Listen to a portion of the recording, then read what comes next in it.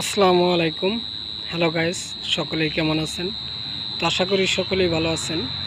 তো আজকে আপনাদের মাঝে নতুন আরেকটি ব্লগ ভিডিও নিয়ে আসলাম।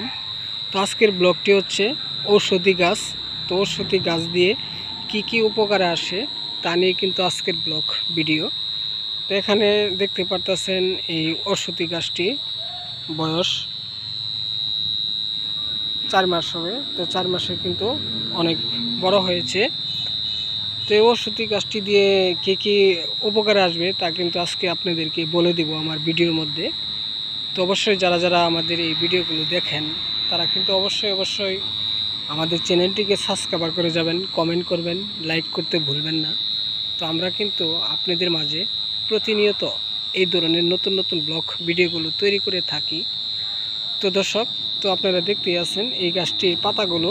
তো এই পাতাগুলো দিয়ে আপনারা যদি প্রতিদিন বেটে সকালবেলা খেতে পারেন রস করে, তো তাহলে কিন্তু আপনার শরীরের শরীর ব্যথা ভালো হয়ে যাবে।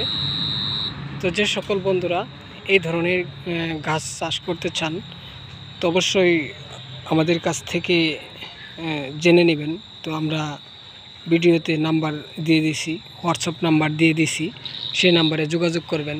তো যোগাযোগ করলে আমরা আপনাদেরকে বলে দিতে পারবো কিভাবে এই গাছটি কোথায় থেকে কিনতে পারবেন, কিনে কিভাবে লাগাইতে হবে তা অবশ্যই আপনাদেরকে বলে দিব।